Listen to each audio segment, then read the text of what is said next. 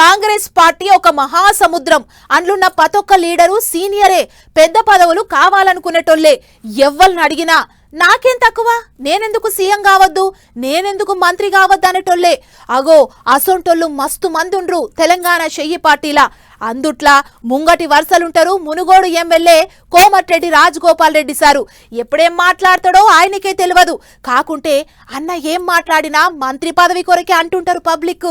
రాజకీయం అంతా రాజగోపాల్ రెడ్డి సార్ చుట్టే తిరుగుతుంది. రాజన్నను ఇట్లకెంచి ఏ మాట వెళ్ళినా తుఫాన్ లెక్కనే రప్పును ఉరుకుతుంది పబ్లిక్ లకు. మొన్నటికి మొన్ననే మంత్రి పదవి ఇవ్వకుండా సీదా సీఎం సీటుకే సూటి పెడతానని చెప్పానుండేనా, ఇవాళ ఇంకో 20 మాట ఇడిచిండు. అదృష్టం కొద్దిగా షై పార్టీ అధికారంలోకి వచ్చింది కానీ లేకుంటే వచ్చేదే కాదన్నట్టు మాట్లాడుకొచ్చిండట.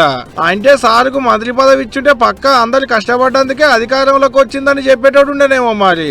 అంతేకాదు అంతకు ముందు పోపాలి సీఎం సార్ అన్న మాటలను మల్లోపాలి యాద్ చేసుకుంటూ రాజన్న ఏందంటే మళ్ళొచ్చే 10 ఏళ్లు షై పార్టీ అధికారంలో ఉంటది, నేనే సీఎం ఉంటానని చెప్పినుండే కదా సీఎం రేవంత్ రెడ్డి సారు. అదే మాట 140 ఏళ్ల చరిత్ర ఉంది షై పార్టీకి. అదేమన్నా ఆయన సొంత పార్టీనా? అందరు కష్టపడితేనే అధికారం వచ్చింది, ఆయన సీఎం అయిండు. 10 ఏళ్లు నేనే ముఖ్యమంత్రిగా ఉంటానని ఎప్పుడేందన్నట్టు గట్టిగానే ముక్కిల్చిండట ఎమ్మెల్యే సారు. అయినా ఈ టనుడు ఇప్పుడు కొత్తగా తీయాలి రాజన్నకు. మంత్రి పదవి గుర్తొచ్చినప్పుడల్లా యాన్నో కాడ ఏదో మాట అంటనే ఉంటాడు రాజన్న. ఆయన ఏం మాట్లాడినా మంత్రి పదవి కొలికే అనేది అక్కడి పబ్లిక్ అనుకుంటున్నమాట. అవు మరి ఇప్పుడు మునుగోడు మున్సిపాలిటీ ఎలక్షన్లలో కాంగ్రెస్ పార్టీని గెలిపించిన జోర్లో మంత్రి పదవి మీద ఇగింత ఆశ పెరిగినట్టున్నది సార్కు.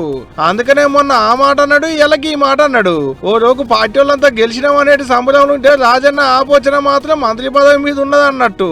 మరి చూడాలే మున్సిపాలిటీ ఓట్లలో మునుగోడులో కాంగ్రెస్ పార్టీని గెలిపించిండనేటి నమ్మకం మీద ఏమన్నా చిన్నదో పొన్నదో మంత్రి పదవి ఏమన్నా గట్టబెడతారో, లేకుంటే మళ్ళా కూడా రాజన్నకు మొండి చేయ చూపెడతారో సర్కారు వాళ్ళు అనేటిదిగా.